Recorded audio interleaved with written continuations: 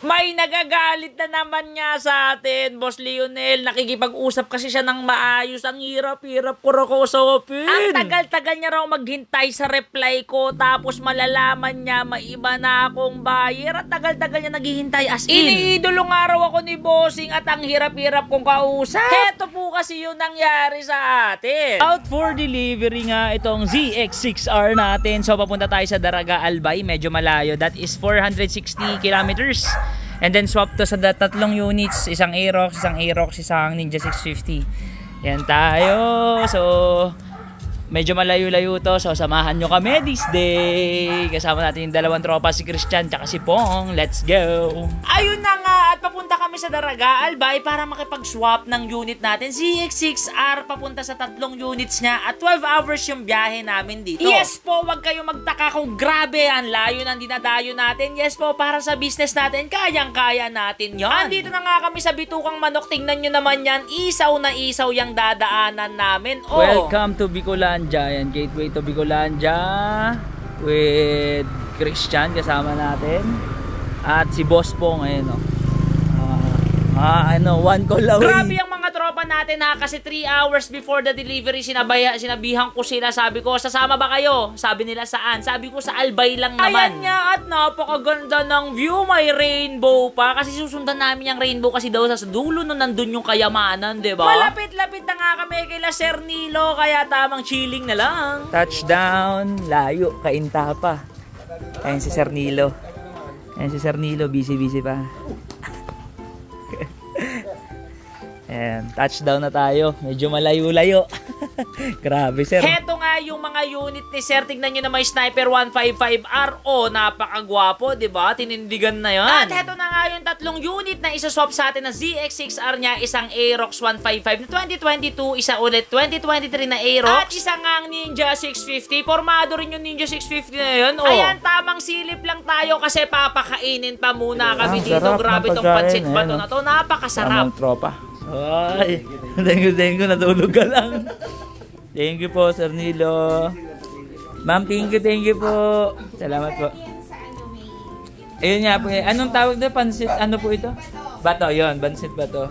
With suka, solid yan. At ayan nga, sinisipatan na Sir Nilo tsaka yung anak niya. Grabe, tingnan nyo naman. Parehas na parehas ang ginagawa. Like father, like son, diba? Parehas na parehas sila kung paano mag-check ng unit. Pero rest assured, good na good ang unit natin. Tapos na nga tayo sa deal. Okay na itong isang Aerox. Sasakyan po ni Christian yan. At eto nga yung dalawa nating unit na isang pa na. May previous pa tayong diesel kay Boss Nilo. Napakabait nyo po, Sir Nilo. At sa may bahay ni Sir Nilo, maraming salamat sa uulitin po. At ayan nga, tamang bakasyon na tayo. Since nandito na rin naman tayo sa Albay, magbabakasyon na tayo. Napakaganda talaga ng beach dito. Kaso yung dagat dito, hindi namin malanguyan kasi napakalakas ng alon. Nakakatakot. At perfect timing din kasi nakita namin si Mayong Volcano. Wala lang, share ko lang. Yan si Bossing, tropang buy and sell. Starting pa lang daw siya pero hindi ako naniniwala eh.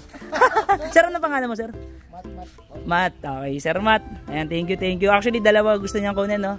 Ayan nga, at tinapos na agad yung isang Aerox natin. Ang tropang buy and sell sa Bicol, si Sir Matt. Thank you sa solid deal natin. 2023 model, napakamura ko lang binigay sa kanya yan. 9K Odo 2023, tignan nyo naman yung mga ngitian. Oh, talagang panalo, diba?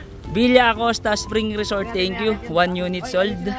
Isang Ninja. Ito mamaya mukhang kukunin na. Ay boy. Let's go. Share ko nga lang yung tinuluyan namin dito. Napakaganda at napakabait ng mga staff. Grabe. Salamat po Villa Acosta at sa mga staff ninyo. Ito yung gustong gusto ko talaga, yung bakasyon. Ito nga at uwian na. So kinabukasan na to. Medyo makulimlim lang at uuwi na nga kami ng Kainta. At imimit ko na si Sir Leo yung nagagalit sa akin. At alamin nyo kung bakit siya nagalit sa akin. Grabe. Touchdown Lucena. Ayan si Sir Leo nagagalit sa akin yan. Sir, ba't ka nagagalit? Hindi kasi nagre-reply. Hindi kasi ako nagre-reply. Nasa Bicol kami. So si Sir Leo nagalit. Sabi niya sa akin, ganyan ba kayo sa Ecomot? Hindi naman sir. Mabait naman tayo. Sorry, wala kami signal bossing. Hindi, joke lang yun ha. Okay lang yun. Okay lang yun. Walang problema. Dapat daw magiging basher na si bossing. Ayan si bossing. Ito yung Aerox na galing pa ng Legazpi, Albay. So baba na muna namin at natripan ni bossing eh. Uwi sana namin Kainta. Let's go. Ayan na nga lahat, okay na kami ni Sir Leo. Sorry talaga Sir Leo kasi wala tayong signal. Pero grabe, ang bait ni Sir Leo, naintindihan niya tayo. Kasi okay lang yun kasi ako naman, kung gustong-gusto mo talaga yung unit, maglalabas ka ng sama ng loob mo gaya sa akin, di ba? Ang tagal ko mag-reply. Gustong-gusto mo yung unit eh. Sa akin, all goods na all goods yun. Kaya Sir Leo, kudos sa'yo. Solid.